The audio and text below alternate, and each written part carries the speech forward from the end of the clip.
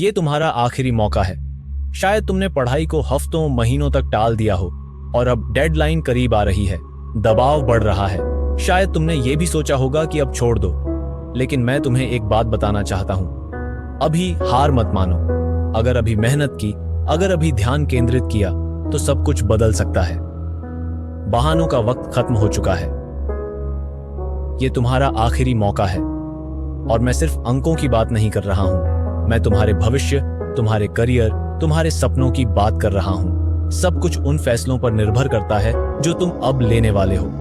तो अब तुम क्या करने वाले हो? मैं तुम्हें एक कहानी सुनाता हूं। एक विद्यार्थी था जो अपनी क्लास में सबसे पीछे था, संघर्ष कर रहा था। उसे लगता था कि वो कहीं फिट नहीं बैठता। हर रात वो अपनी किताबों को देखता और पूरी तरह से घबरा जाता। लेकिन एक दिन उसने एक फैसला किया। उसने तय किया कि वो हार नहीं मानेगा। उसने अपने आप से वादा किया कि चाहे कुछ भी हो जाए, वो हार नहीं मानेगा। वो आलस को जीतने नहीं देगा, वो डर को उसे रोकने नहीं देगा। धीरे धीरे वो विद्यार्थी छोटी छोटी शुरुआत करके आगे बढ़ने लगा और उसने सफलता हासिल की, सब कुछ के खिलाफ। वो तुम हो सकते हो, तुम बन सकते हो, लेकिन शुरुआत तुम्हें अभी करनी होगी। पहली चीज जो तुम्हें करनी है वो है मानसिक शक्ति का निर्माण। सिर्फ सफलता की चाह रखना काफी नहीं है, तुम्हें उसके लिए लड़ना पड़ेगा। और ये लड़ाई ध्यान केंद्रित करने से शुरू होती है। मैं चाहता हूं कि तुम पोमोडोरो तकनीक का प्रयोग करो। ये सरल है लेकिन बेहद प्रभावी। 25 मिनट के लिए एक टाइमर सेट करो। उन 25 मिनटों में सिर्फ काम करो।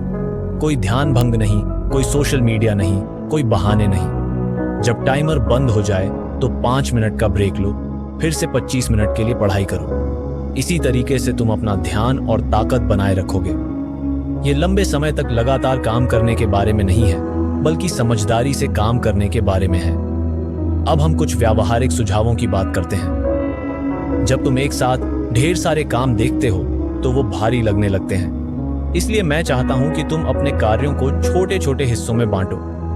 जैसे मुझे इतिहास का परीक्षा पढ़ना है कहने के बजाय मुझे आज रात तक 2 अध्याय खत्म करने हैं कहना ज्यादा सही रहेगा।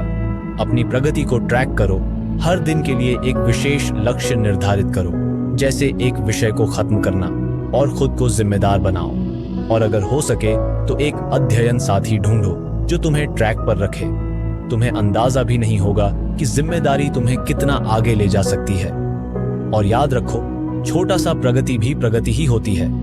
अपनी छोटी छोटी जीत को मनाओ। एक अध्याय खत्म किया, शानदार। नोट्स की समीक्षा की, बढ़िया, तुम आगे बढ़ रहे हो। अब जब हम इसे खत्म करने वाले हैं, मैं चाहता हूं कि तुम अपनी आंखें बंद करो।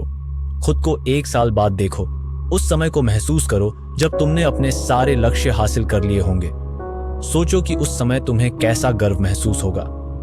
लेकिन अब इसका उल्टा सोचो। सोचो अगर तुमने हार मान ली।